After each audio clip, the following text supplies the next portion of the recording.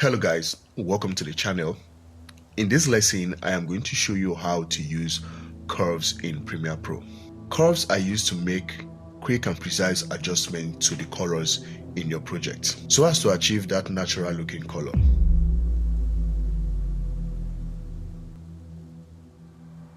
There are two types of curves. We have the RGB curves and then we have the Hue Saturation Curves. So in this lesson, I'm going to walk you through how you can use these curves. So here I am in Premiere Pro.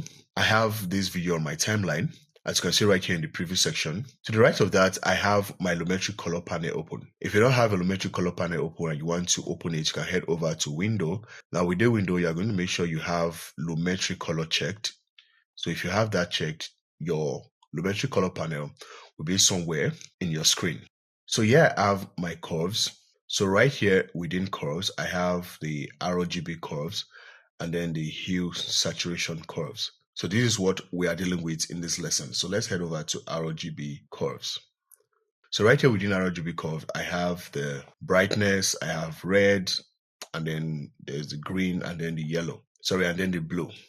Before you can use curves, you have to know how it works. So right here, you can see this 4x4 grid square, and then there's a line running across it diagonally, this white line. It is different with every color. So if I click on red, you see the line turns to red.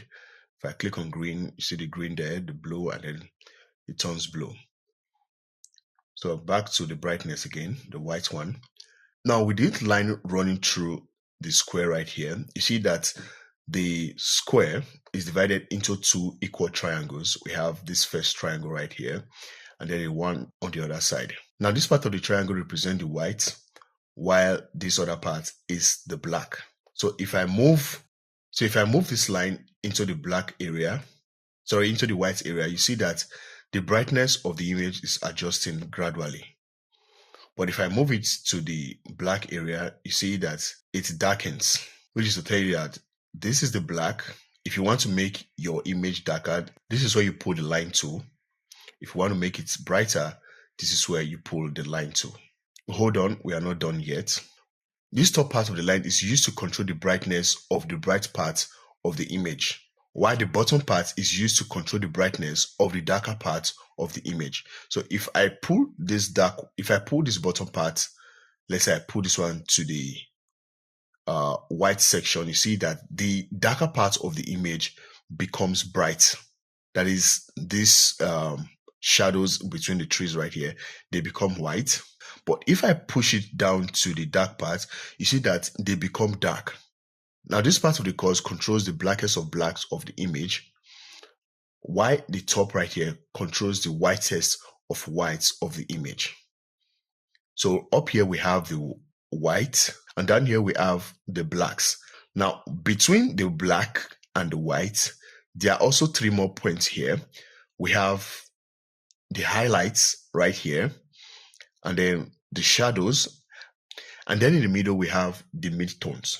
So basically, this point is used to control the brightness of the highlights. I don't know if you can see it. But as I adjust the curves, you see that the highlights, that is the parts of the image that are not completely white but bright, are being adjusted. So if I move it down to the dark parts, you see that those parts become darker. I don't know if you can see it, but it does that. And then right here we have the midtone. This is kind of the neutral point. So if I adjust this, it basically just adjusts everything in the image equally.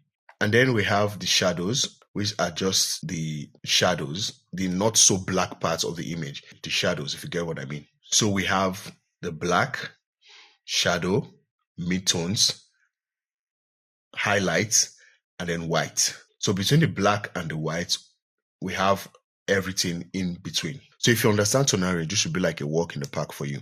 After the RGB curves, we have the Hue Saturation Curves. So under the Hue Saturation Curves, we have the Hue versus Saturation, we have Hue versus Hue, we have Hue versus Luma, we have Luma versus Saturation, we have Saturation versus Saturation. So I'm going to walk you through all these curves. Hue versus Saturation is used to adjust color vibrancy. So let's say, for example, I have this red car right here on the screen.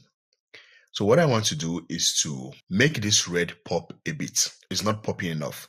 So what I'll do, I'm going to select this color. So to do that, I'm going to head over to the hue versus saturation, and I'm going to select this eyedropper pen and then click on the color, this red color right here. So immediately I do that, when I head over to the hue versus saturation curve, I see these 3 dots or these 3 points right here. After I selected the color that I want to adjust, that I want to make vibrant, the system was able to determine the range of the color. The red falls between this point here. Let's call this point A, and then point C. Let's call this point C so we don't get confused. So let's call this point A, this first dot right here. Let's call the middle one point B, and then the third one, let's call it point C. Basically, the color that I selected falls between point A and point C. That is the color range. You can expand the range of the color by moving the nodes manually. So let's say the system did do well in choosing the range. Maybe there are some things that was left out that was meant to be added to the range, or a different color that you want added. So you can increase the range. You see, it's moving. I'm moving into the orange right now by adjusting this point C. Now, if I adjust this point A again, I'm moving into the pink. You get it? So I'm going to undo this. To saturate this color, to make the color a little bit vibrant, I'm going to be moving the point B up and down. So if you notice the image on the screen, the further I move this upward, the more vibrant the red is on the screen. You see, it's a little bit vibrant than what it was looking like earlier. So if I move this to the bottom, you see it's all looking washed up. It is no longer red. It has desaturated. Now that's not what we want. So I'm going to move this upwards. You see, it's looking more like it. Now that is hue versus saturation. It is used to adjust the vibrancy of the color. Next, we have hue versus hue. Hue versus hue is used to adjust the color. Hue is basically color. Hue versus hue means color versus color. That is, you can use hue versus hue to change the color of an object. Let's use this car again as a case study. So I have this car right here. So I'm going to pick the eyedropper tool. It's the same idea with the hue versus saturation. So I'm going to select the color. And then again, within the hue versus hue, I see it has selected the range the color red falls in. So we have points A and B and then C. So the color range is between point A and point C. I can only adjust the range with this point A and point C. When I move point B up and down, it changes the color. You see, the color of the car changes as I move up and down. So I was having a red car before. Now I have a blue car. So let me use this opportunity to explain range a bit further. So if I move this point A here, for example, I've increased the range. If I move point B or point C rather, let's say I move it, you see that I am not only now changing the color of the car, but it is also affecting the colors of some other things in the image. As you can see right here, these are no longer green. They are now looking like pink, or they're now looking reddish or something.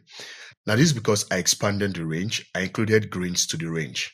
So if you can see right here, if you look at this point C right here, you see that it is now in the green areas. So basically I included green to the range of colors that I want affected. So that is how range works. And then next I have hue versus luma. Hue versus luma is used to balance brightness and color. So let's use the car again as a case study. So if I select this range right here, if I select this color right here, let's undo this so we don't get ourselves confused. Remember, this is a red car. Yeah, so with the car selected, I can make the car a little bit brighter, as you can see, or a bit darker. So that's basically it. Hue versus luma is used to brighten the color. Luma, luminosity, that's the idea. So next we have luma versus saturation. So let me undo this once more. If I select the range again, so it is used to saturate the brightness.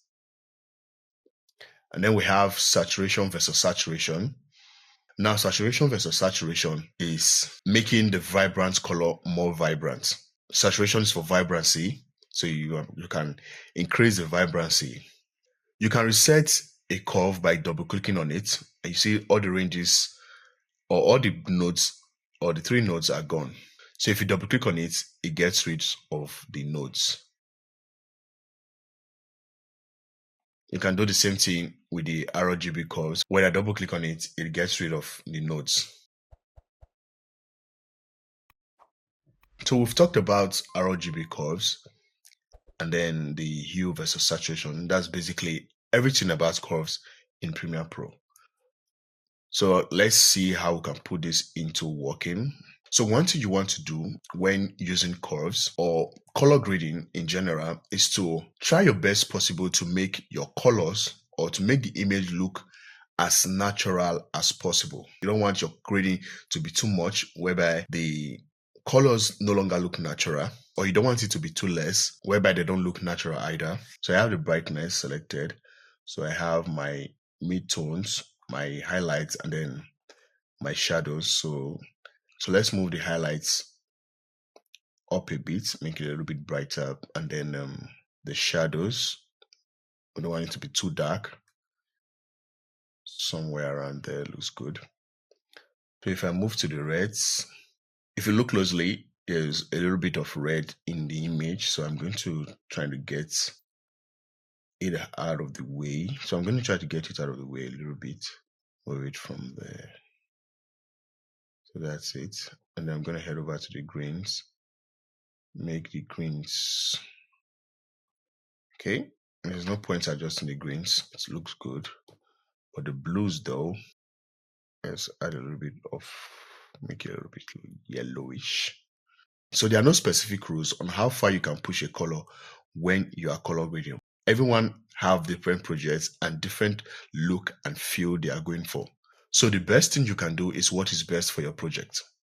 So that is it for this video, guys. If you find this video helpful, be sure to give it a like and also do well to subscribe to the channel and turn on post notifications so you get notified when I post a new video. Thank you, and I'll see you on the next one. Bye.